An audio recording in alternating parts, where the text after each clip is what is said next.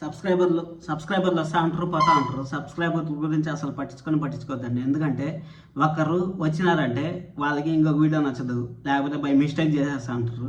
అందుకనేసి సబ్స్క్రైబర్లు నాకైతే ఫస్ట్తో 100 సబ్స్క్రైబర్లు వచ్చేకి దాదాపు 1.5 నెల 2 నెలలు పట్టింది. 200 వచ్చేకి నేను 222 చూసేదానికి కూడా ఇన్స్టాగ్రామ్లో పెట్టుకొని ఎంజాయ్ చేసుకుని 222 సబ్స్క్రైబర్లు రానేసి సంక్రాంతి పండగకి నాకు 300 సబ్స్క్రైబర్లు అయినారు. సంక్రాంతి తర్వాత రామనవమి వచ్చింది. రామనవమికి అయోధ్యలో రాముడు మందిరం ఓపెన్ చేసినప్పుడు అది ఏఐ క్రియేషన్ది ఒక వీడియో నాకు దొరికింది. ఆ వీడియో అప్లోడ్ చేశాను. ఆ వీడియోతో నాకు 1000 సబ్స్క్రైబర్లు అయిపోయినారు. 1000 సబ్స్క్రైబర్లు అయిపోయినారు. ఇంక చాలు మనకు 3000 వాచ్ అవర్స్ అయిపోయినాయి. సబ్స్క్రైబ్ చేసేస్తే ఇంక మానిటైజేషన్ అయిపోతుంది అనుకుంటే అప్పుడు తెలిసిందేమంటే షార్ట్స్కి ఎంతన్నా రానియండి, ఎన్ని గంటలన్నా రానియండి షార్ట్స్కి అది యూట్యూబ్ కౌంట్ చేసుకోవద్దు. ఓన్లీ పెద్ద వీడియోస్కి మాత్రమే కౌంటింగ్ అవుతుంది.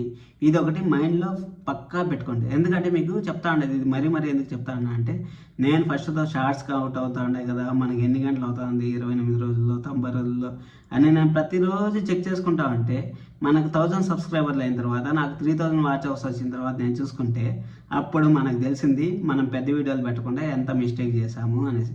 అందుకోసమే నేను ఇప్పుడు నాది మానిటైజేషన్ అయిపోయిన తర్వాత నేను ఇప్పుడు మీకు అందుకోసమే చెప్తా ఉండేది మానిటైజేషన్కి మీకు 10,000 సబ్స్క్రైబర్లు ఎట్ట వస్తారంటే ఇప్పుడు 30 లక్షలు చూసినారంటే 30 లక్షలకి ఒక 500 సబ్స్క్రైబర్లకి ఒక సబ్స్క్రైబర్ ఖచ్చితంగా వస్తాడు. మీ అదృష్టం బాగుంటే 2 కూడా రావచ్చు, 3 కూడా రావచ్చు. అప్పుడు 30 లక్షలకి 6,000 అంటే ఒకవేళ 2 వచ్చినారనుకోండి 12,000 అవుతుంది.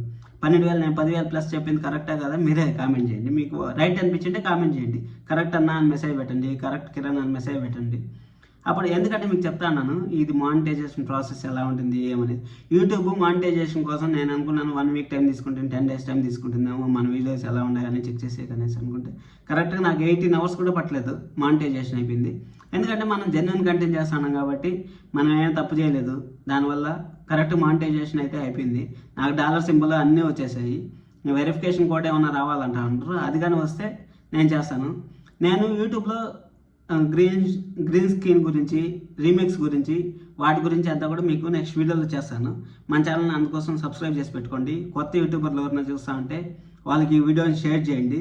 ఈ వీడియోలో ఎంత ఇన్ఫర్మేషన్ ఉందంటే మీ ఫ్రెండ్స్ కోరిన కొత్త వాళ్ళు యూట్యూబ్ చేయాలి అనుకుంటే ఖచ్చితంగా ఈ వీడియోని షేర్ చేయండి. ఈ వీడియోని షేర్ చేసినారంటే వాళ్ళకి ఒక 10% ఉపయోగపడినా కానీ నేను చాలా సంతోషపడతాను. ఎందుకంటే 10% ఉపయోగపడినా కానీ అంటాను. ఎందుకంటే నేను చెప్తాను కదా వాచ్ అవర్స్ పెద్ద వీడియోస్ మాత్రమే కౌంట్ అవుతాయి, షార్ట్స్కి కౌంట్ అవ్వవు. షార్ట్స్లో మీరు 1 మినిట్ పెట్టండి, 10 మినిట్స్ పెట్టండి, ఎంతన్నా పెట్టండి మీకు కౌంట్ అవ్వవు.